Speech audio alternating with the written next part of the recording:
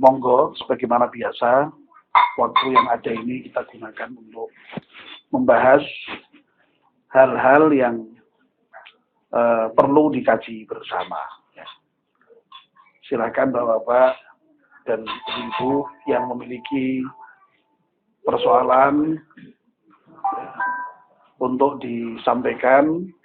Mudah-mudahan dengan menyampaikan persoalan yang dirasakan oleh Bapak-bapak dan Ibu-ibu, persoalan Bapak-bapak dan Ibu-ibu bisa teratasi, dan dengan demikian juga insya Allah bisa mengatasi persoalan yang dihadapi oleh orang lain sekaligus.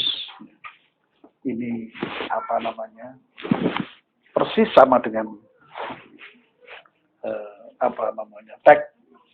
tagline sebuah radio itu ya, yang selalu menerima berbagai macam persoalan, dan radio itu selalu mencarikan jawaban terhadap persoalan itu dengan mengundang narasumber yang dibutuhkan.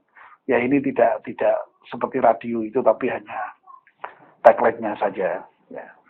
Silakan kalau ada. Monggo Pak Dawan. Assalamualaikum warahmatullahi wabarakatuh. Waalaikumsalam. Kami mau tanyakan kepada Pak Sultan untuk bersolat jamaah di rumah. Saya belum bisa ngaji, tapi saya berjamaah dengan istri saya. Kira-kira itu sah atau tidak? Saya kira hanya itu saja, Pak. Assalamualaikum. Waalaikumsalam.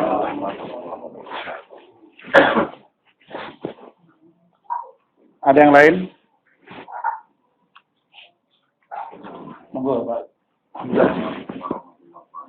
Waalaikumsalam warahmatullahi wabarakatuh. Mohon penjelasan Bapak mengenai apa yang disebut dengan karomah terkaitan sekarang juga ada bagian masyarakat yang menganggap ada sesuatu orang yang diberi kelebihan oleh Allah, dan menurut pandangan Islam betulnya seperti apa? Karena setelah era Rasulullah berarti sudah tidak ada lagi Rasul ataupun kenabian. Mungkin ini supaya tidak kabur dengan istilah-istilah yang lain agar keinginan kita terjaga. Terima kasih. Assalamualaikum warahmatullahi wabarakatuh. Waalaikumsalam warahmatullahi wabarakatuh. Baik, dua saja ya. Ibu-ibu tidak ada toh ya? Ya, dua saja sementara ya. Yang pertama Pak Dakwan tentang sholat jamaah di rumah, dan yang kedua tentang karomah ya. Maaf saya agak sampai tidak apa ya, Bapak kakinya. Ya, perlu Pak. Ya.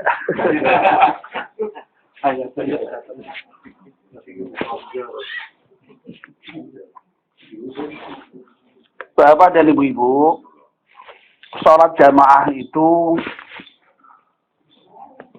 memang tidak wajib, ya. Dalam pengertian kita boleh tidak sholat berjamaah, tetapi sholat jamaah itu sangat-sangat dianjurkan oleh Nabi kita Muhammad Sallallahu Alaihi Wasallam. Tidak wajib, tapi sangat-sangat dianjurkan. Jadi kalau seandainya dipahami dengan pemahaman yang baik begitu, kira-kira ya mendekati wajib gitu, yang namanya sholat jamaah.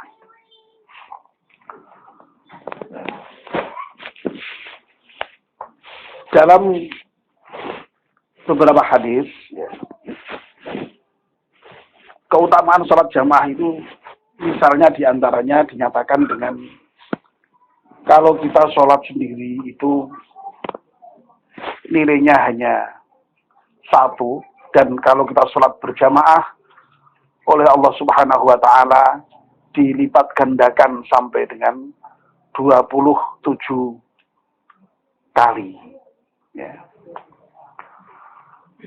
Bahkan malahan ya, di masjid-masjid tertentu itu kelipatannya tidak hanya 27 kali, sampai ribuan kali, bahkan ratusan ribu kali.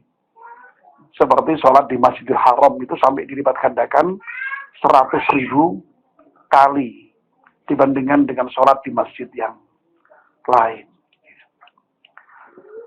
Nah, inilah kemurahan Allah, ya. Kemurahan Allah kepada kita agar supaya hidup kita yang dari segi usia itu terbatas.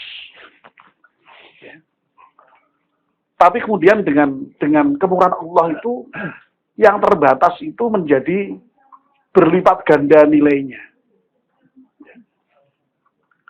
Itulah yang disebut dengan berkah itu. Berkah itu sedikit tapi nyatanya berlimpah kebaikannya. Nah, usia kita kalau barokah ya begitu itu. Kelihatannya pendek. Tapi dengan melakukan amalan-amalan yang penuh fadilah yang merupakan kemurahan Allah Subhanahu wa taala itu sepertinya menjadi berlipat-lipat umur kita. Ya. Coba ya bayangkan kalau kita itu misalnya sama-sama berumur katakanlah 100 tahun misalnya. Wis legane ati ya toh. 100 tahun umur kita. Ben marem lah ya. Umur swidak ngodak kurang. Wis 100 tahun misalnya. Kalau misalnya dalam waktu 100 tahun itu kita sholatnya sendiri terus, ya tinggal hitung kira-kira itu. Kalau hitung-hitungan matematis ya. Tapi coba kalau kemudian dikalikan 27 karena berjamaah itu. Berarti seakan-akan usia kita itu lipat 27 kali. Ya. Apalagi kalau sampai kemudian kita bisa berkesempatan sholat di Masjidil Haram. Wah, luar biasa itu. Itulah sebabnya maka yang namanya pergi haji itu ya tidak semata-mata menjalankan rukun Islam kelima hajinya itu sendiri. Tapi di sana juga ada fadilah-fadilah lain yang nilainya luar biasa tadi itu. Sehingga orang meskipun sudah berhaji ya kepengen lagi karena ingin mendapatkan keberkahan hidup dengan nilai yang berlipat ganda dari sebuah amalan yang sama-sama dilakukan sama, tapi nilainya bisa berbeda. Nah, sholat jamaah itu tentunya ya idealnya di masjid. Ya. Kenapa sampai kemudian masjid didirikan itu dalam rangka untuk berjamaah. Gitu. Ya. Makanya saya itu kan berkali-kali mengatakan, ya Allah, kita ini sebagai warga RT 3 ini mestinya bersyukur pada Allah dengan syukur yang luar biasa. Ya, RT 2 juga, Pak. RT 2 juga. Ya. Atau kalau ada RT yang lain ya, Pak. Ya. RT yang jauh juga ini ya, tidak apa-apa ya. RT Bang Niaga ya. Kita ini bersyukur betul ini ya. Diberi tempat tinggal kok dekat masjid ya. Dan masjidnya juga baik. Kegiatannya juga banyak. Berarti janjane ninggal nari awake dhewe toh berarti. Gelem ora awake dhewe kuwi memanfaatkan masjid yang sudah baik seperti itu. Ya. Kita bersyukur. Idealnya ke masjid. Karena apa? Memang dalam hadis-hadis yang lain Rasulullah itu sampai memberikan fatwa, ya maaf ya, kita ini kan melek, bisa melihat. Orang yang buta saja itu oleh Rasulullah tetap diperintahkan untuk jamaah ke masjid. Insyaallah. Dalam hadis yang lain Rasulullah menyatakan kalau seandainya kamu itu mengerti fadilahnya sholat jamaah di masjid, ya, itu apa meneh kalau iso mlaku dalam keadaan normal, mbok berangkang mbok lakoni. Nah, panjen tahu betul mengenai fadilah sholat di masjid. Jadi buat berangkang, buat lakoni. Nah kita ini kan enggak, kita itu memang masalahnya sudah terlanjur. Mindset kita itu, pikiran kita ini sudah terlanjur dijejali dengan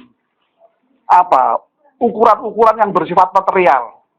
Sehingga hal-hal seperti itu tidak begitu masuk begitu ya.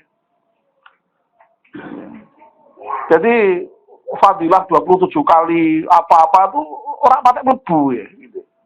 Soalnya itu tidak jelas itu.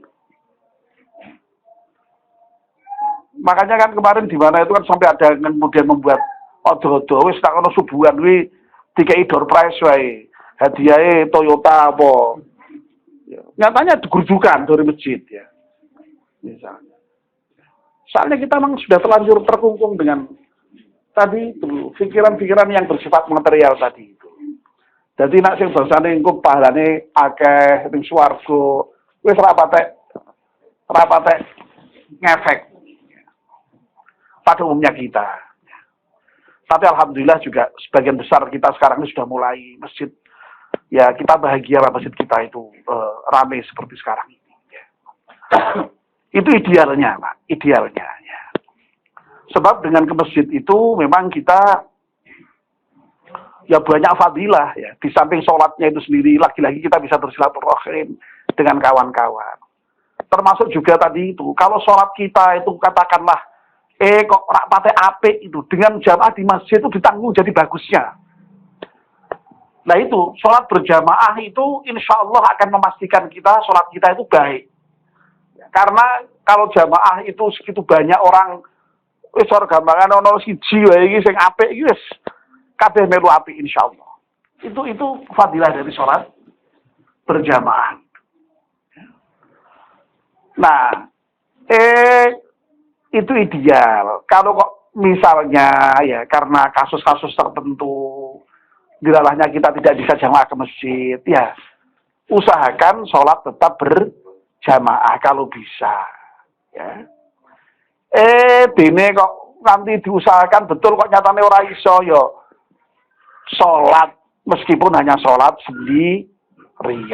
Jadi ini ada gradasi dari segi fadilah. Ada tingkat-tingkat dari segi fadilah. Nah dalam kasus sholat di rumah, ya, ini ya memang mensyaratkan ya bahwa seorang untuk bisa sholat itu ya harus ngerti ilmunya sholat. Itu pasti. Ya. Itulah makanya kita sebagai seorang muslim itu kenapa kok sampai wajib menuntut ilmu? Ya karena itu memang. Ibadah itu tidak mungkin bisa dilakukan tanpa ilmu. Ya. Orang untuk bisa sholat harus tahu ilmunya sholat. Ya. Ya. Untuk bisa puasa dengan baik harus tahu ilmunya puasa. Untuk bisa pergi haji dengan baik harus tahu ilmunya haji. Idealnya seperti itu. Ya, lagi-lagi kalau memang kok karena keterbatasan lalu kita misalnya ya lalu bacaannya tadi yang dimaksud Pak Lakwan kok terbatas karena tidak bisa mengaji, ya tidak masalah, ya karena Al-Quran sendiri menyatakan faqra'u ma tayassara minal Quran, bacalah yang mudah, yang mudah dari Al-Quran, ya. Nah, yang penting apa? Yang kudu bener tenan kuwi, Fatihah kudu bener tenan, ya. Jadi mulane bapak-bapak dan ibu-ibu, setidak-tidaknya kalau toh misalnya kok tidak sempat ngaji dengan baik, setidak-tidaknya Fatihahnya itu dibetulkan. Ya. Lalu tahiyatnya itu dibetulkan juga karena itu merupakan hal yang secara lafziyah harus dilafalkan ketika sholat. Ya. Nah, ewadine baca Al-Quran yang lain surat-suratan itu ya semampu kita. Mampunya panjang, baca panjang bagus, ya. Bahkan seperti di Masjid Haram itu selama Ramadan khatam sak juz, bagus itu. Ya. Di Masjid Agung selama Ramadan khatam Al-Quran bagus itu. Ya. Tapi sekali lagi, kalau memang kok tidak bisa, ya semampunya. Ya. Tadi pagi sudah saya sebutkan itu ya. Jadi, isane kulhu, ya, kulhu apa-apa. Al-Fatihah kulhu, Al-Fatihah kulhu meneh. Ora apa-apa. Asal bener daripada ayat yang lain-lain malah salah misalnya karena tidak begitu baik bacaannya, kira-kira yang paling dihafal apa itulah yang dicakke sing digunake. Ya. Ya. Tapi tentu saja sekali lagi kalau kita mau belajar lalu kemudian kita bisa menambah bacaan kita, memperbagus bacaan kita itu lebih baik. Usia kita masih panjang ya. Kalau kita mau memulai itu tidak ada waktu terlambat. Saya sudah berkali-kali mengatakan hal ini. Ya. Maaf non sewu, saya tuh sampai apa namanya. Kemudian sekarang ngaji bareng-bareng dengan bapak-bapak di masjid itu ya karena panggilan apa namanya. Jiwa saya rasanya saya kok merasa berdosa kalau sampai saya sebenarnya bisa berbuat kemudian tidak melakukan apa-apa. Sudah pernah dicoba sampai ada guru dari dulu Pak Bisri dari muridnya sampai ada 30 pertama kali. Merotoli hanya tinggal 3. Sedih saya sebenarnya itu. Makanya sampai kemudian kemarin di bulan Ramadan saya mengatakan kalau sampai misalnya bapak-bapak dan ibu-ibu kok menghendaki saya sendiri yang harus ngajar, bismillah saya siap. Alhamdulillah sudah mulai. Sekarang ini ya belasan sudah. Kalau masuk semua, tapi yang namanya murid-murid tua itu ya ono sing mlebu ono sing ora ya biasa. Tapi alhamdulillah ya, ada yang dari ya itu sifatnya sorogan, tidak kemudian bareng, tergantung kemampuan masing-masing. Silahkan apa yang mau dimulai dari mana silahkan. Sebab yang namanya di Al-Quran itu kadang-kadang kita sudah merasa baik, padahal ternyata masih juga banyak yang salah ya. Makhrajnya, panjang pendeknya. Ya. Dan memang tidak ada lain yang namanya belajar Quran itu harus dengan guru. Tidak bisa belajar sendiri. Karena memang itu bukan bahasa kita. Untuk melafalkan makhraj-makhraj tertentu itu memang harus melihat bagaimana guru itu mengucapkan. Tidak bisa kemudian ngarang sendiri, tidak bisa. Kita sudah membaca teorinya sekalipun, kalau membaca zal itu harus begini. Kalau tidak ada contohnya langsung susah itu. Karena sekali lagi bukan bahasa kita. Itulah pentingnya kita ngaji. Ya monggo kalau memang dirasa kita masih butuh ya. Kecuali kalau kita sudah merasa tidak butuh sama sekali ngaji bareng-bareng ya monggo ya. Tapi kalau masih merasa butuh ya silahkan ya. Jadi banyak yang ikut. Jadi intinya Pak Dakwan ya jadi ya kalau memang mempunyai itu ya itu yang harus dicakai, tidak masalah ya. Tapi sebenarnya ada yang lebih baik kalau kita sholat berjamaah ke masjid ya. Sholat berjamaah ke masjid. Termasuk untuk ibu-ibu. Ya ini saya tegaskan ya, termasuk untuk ibu-ibu ya. Jadi kalau misalnya untuk ibu-ibu kok katanya jamaah dilarang ya. Itu ya mestinya sekarang ini di Madinah tidak ada orang sholat di masjid. Di Makkah tidak ada orang sholat di masjid. Nyatanya kerudukan. Bahkan tidak hanya dari orang Mekah. Orang seluruh dunia datang ke sana juga sholat di masjid. Ya. Baik. Saya kira cukup Pak Ilawan ya, singkat ya. Kemudian karomah ya. Allah Subhanahu wa taala itu memang memiliki keistimewaan yang diberikan kepada hamba-hambanya yang tertentu. Ya.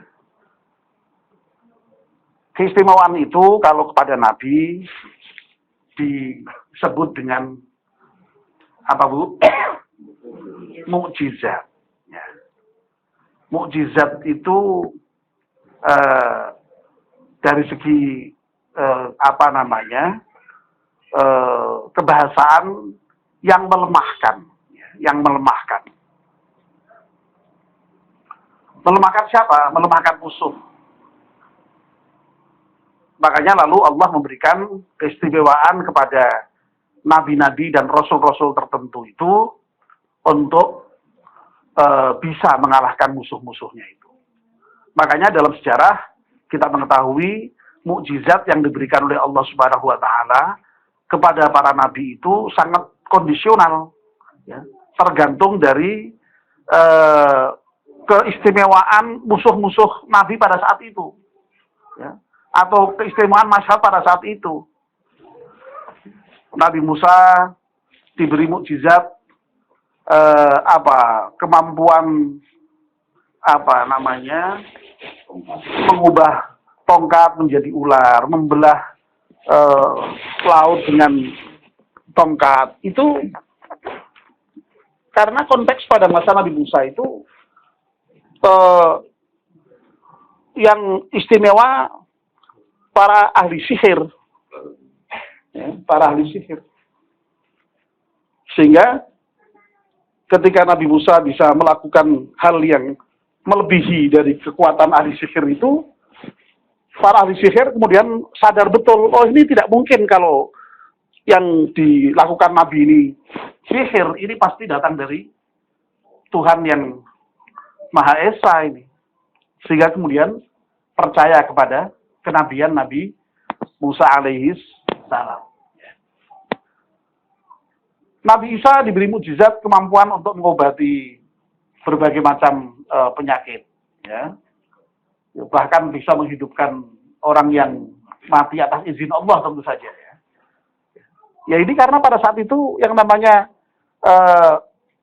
keahlian mengobati itu sudah sedemikian rupa maju, sehingga oleh Allah Nabi Isa diberi kekuatan yang luar biasa untuk bisa mengobati orang melebihi dari kemampuan orang-orang pada masa itu. Ya. Lalu Nabi Muhammad, Masya Allah, ya.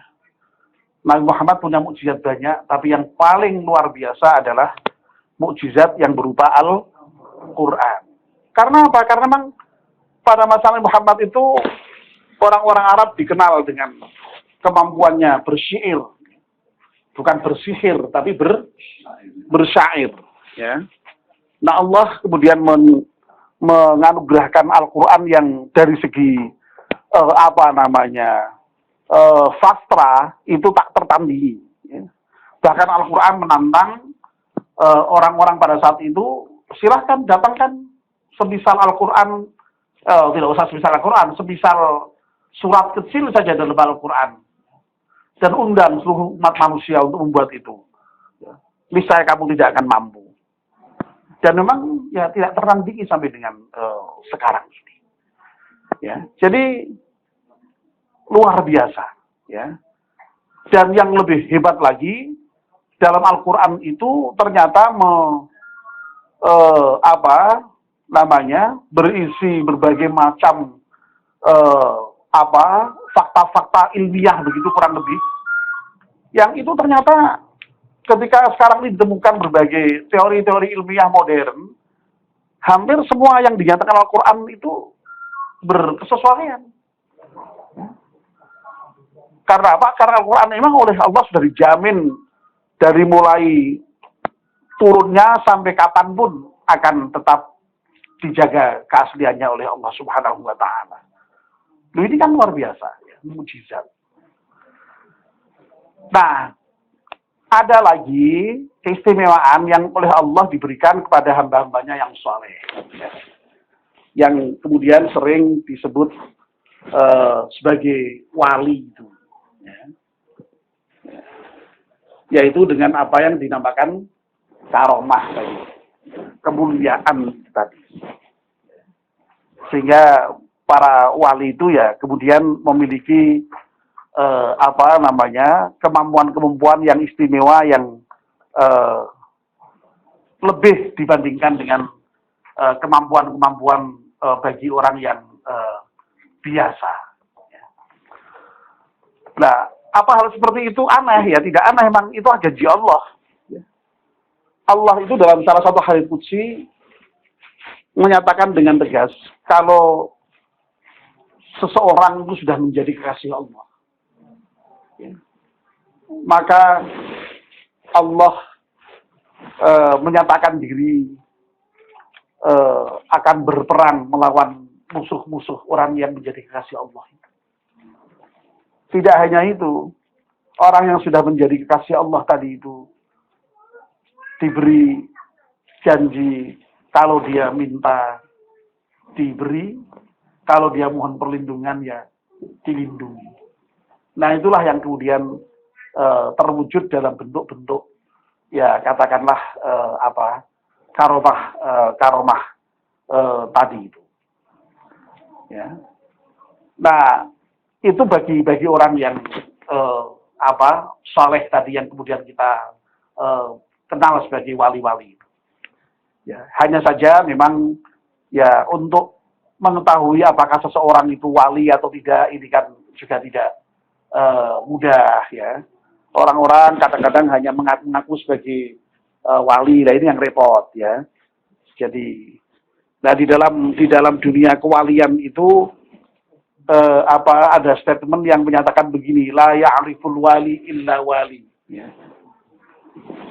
Tidak ada yang bisa mengetahui seseorang itu wali atau bukan kecuali wali. Ya, ya kita kan begitu juga kan.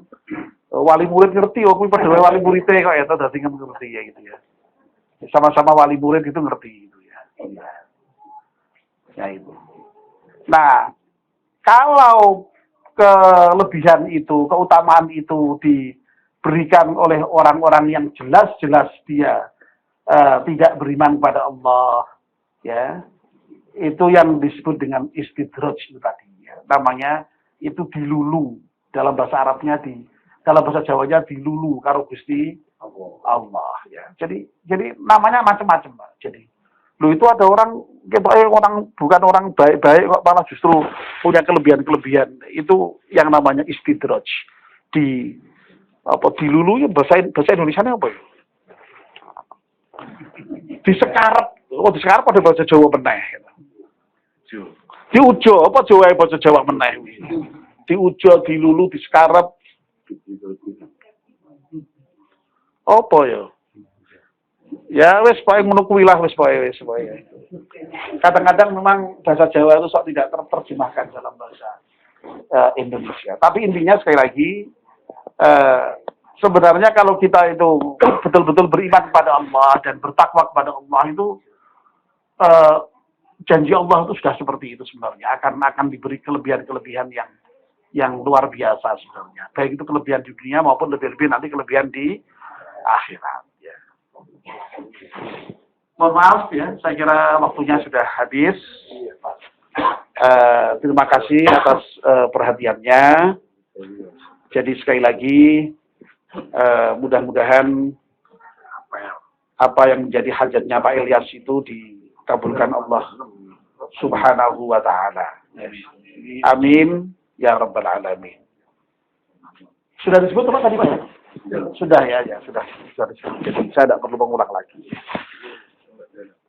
Baik, kurang lebih maaf ya. Assalamualaikum warahmatullahi wabarakatuh.